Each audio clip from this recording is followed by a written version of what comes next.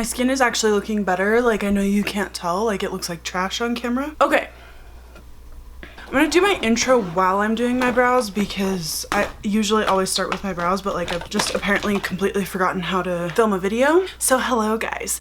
Today we're doing something a little bit different. Like normally when I do my get ready with me's, I'm just doing my makeup and telling you guys about my life. I don't know if you guys know this, but I'm like truly obsessed with Bailey Sarian. Like she is probably my favorite YouTuber. Period. And she does this thing called Murder, Mystery, and Makeup Mondays where she talks about a true crime story while she does her makeup. And like, obviously I love true crime, but I'm not gonna do that because there's already a Bailey Sarian. So I was thinking like what kind of things I could talk about. And I was thinking we could talk about something different every time, but that's kind of up to you guys. Or I can just do my makeup and like, you guys don't have to hear about a story. Like this is your guys' channel too. Like I want to do what you guys want. So I thought we could do that today. I'm using my Makeup Forever eye primer. After we talk about the most controversial makeup today, I would really love it if you guys would give me ideas for when I do come back with more beauty videos. If you like this style of video from me, I would love it if you guys would comment down below and tell me other topics that you would like for me to talk about. My Laura Mercier Loose Translucent Powder. I would love for you guys to tell me topics that you would want for me to talk about. And then we can kind of just get going on this sort of style. Like, I mean, my life is kind of boring a lot of the time, so it's like, I love just doing a fun makeup look, but I think it's more fun if you have information going along with it, you know? So today we are talking about most controversial makeup of all time.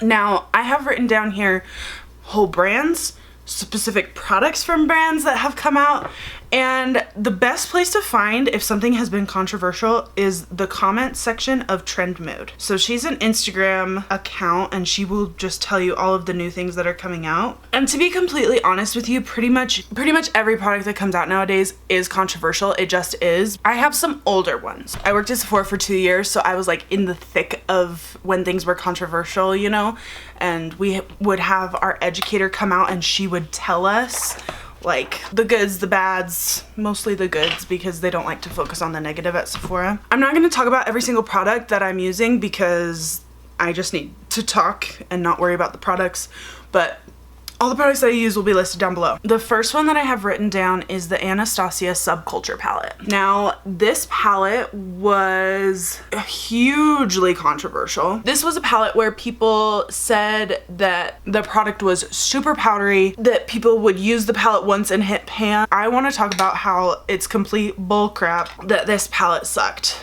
Because it didn't. I loved the color scheme of that palette from Anastasia, and I thought, yes, it was neutral, but I thought that there were some nice colors that were kind of out of Anastasia's comfort zone. I bought it. I didn't have any of the issues that people claimed to. Another problem that people were having with this palette is they were experiencing that when they would cut their crease, the colors would change. The color of each eyeshadow would change when you were using it just on skin versus on top of concealer or whatever you're cutting your crease with. And to that I say, pretty much every eyeshadow I've ever seen does that. So this was one that I didn't agree with the controversy on. I thought that it was a really good palette, and I thought people were being a little dramatic. Like, there are a lot of crappy palettes out there. It wasn't the best for sure, like, but I didn't think it deserved all the hate that it got. Okay, I'm using a new palette today. It's the Morphe Artistry palette, and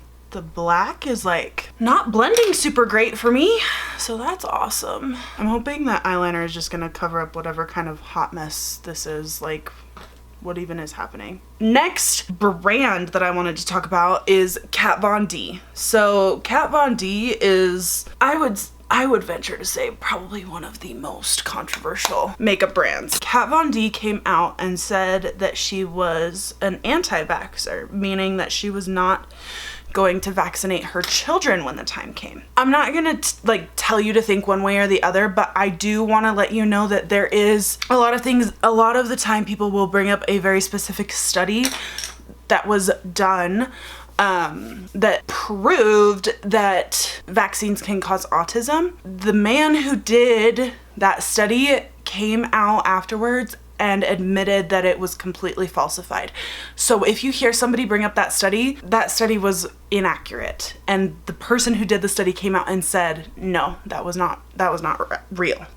So I just wanted to put that out there because I think that that's not widely known. Kat Von D came out as an anti-vaxxer, and that is when people started really boycotting her brand. And if you go to Trendmood's page and you look at anything that Kat Von D put out when she was still over the brand, which I think should be said too, is Kat Von D is no longer part of the brand. Like it's no longer Kat Von D Beauty, it's KVD. And I think that's important to make clear. She also had beef with Jeffree Star, but like Jeffree Star is also controversial. Like he's on my list here. If people boycotted everybody that Jeffree Star had beef with, there'd be nobody left to support. The next thing that I have to talk about is pretty much any celebrity makeup brand. And I feel like in the past couple of years, celebrity makeup brands have really been popping up. I think people are realizing how profitable of a business it is, and so everybody's coming out with product. And that could be a whole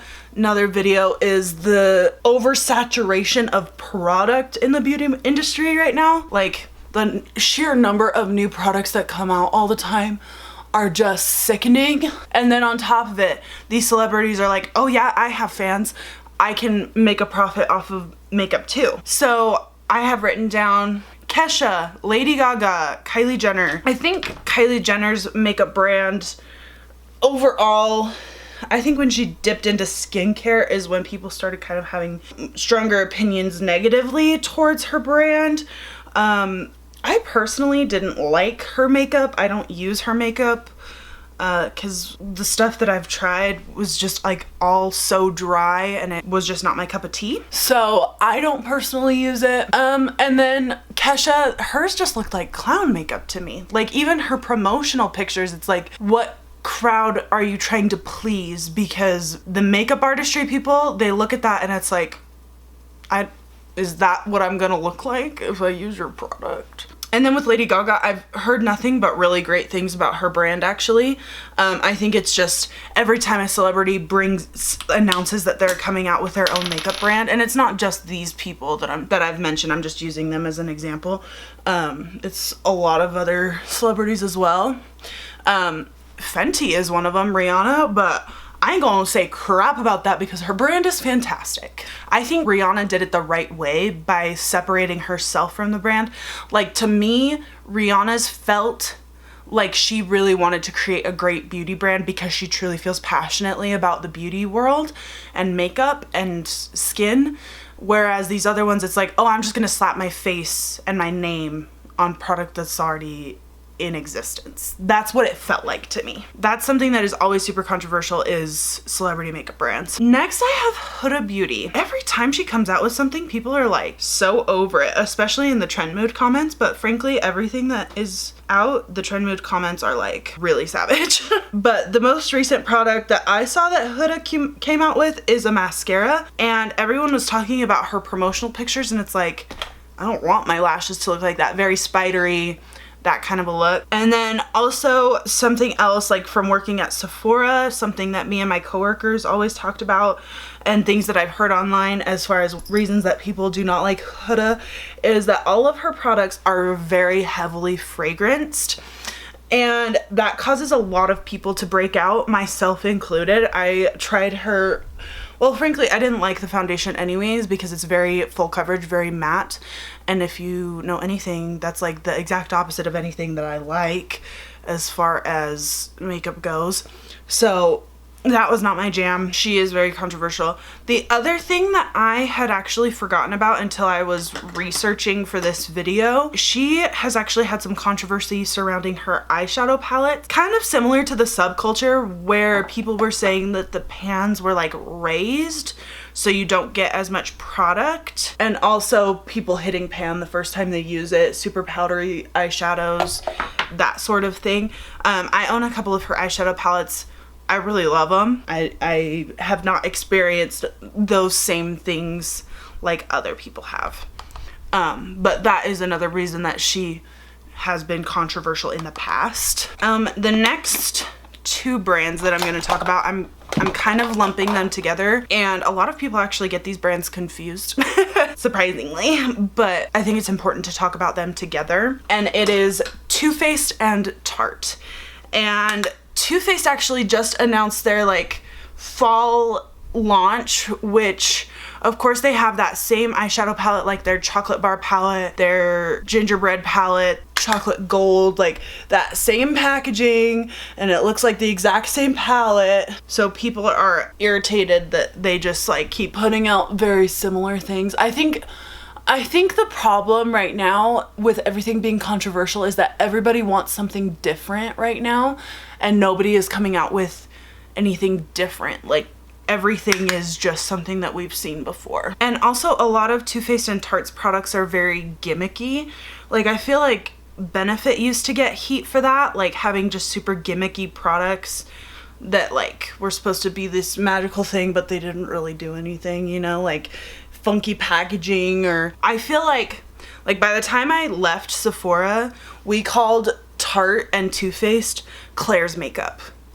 And that's not to say that I don't love certain products from both brands. Like I have my Tarte concealer right here, I just used it, but I think they could step it up. I mean, like I don't know what their demographic is that they're trying to reach. If they're trying to reach young teens, then success, I guess. But if they're trying to reach sophisticated women and men, I didn't do it right. I think unless Tarte did just go through a rebranding of their Rainforest of the Sea collection, which I think was good. I just think it needs to extend past that line. Next is mink lashes. And I think the consensus that has been drawn is that mink lashes are a no-go. Anybody who knows me, I am the biggest animal advocate / lover. I'm not the best at cruelty-free brands or anything like that. Like I could always be better, you know? But for a while, mink lashes were really popular.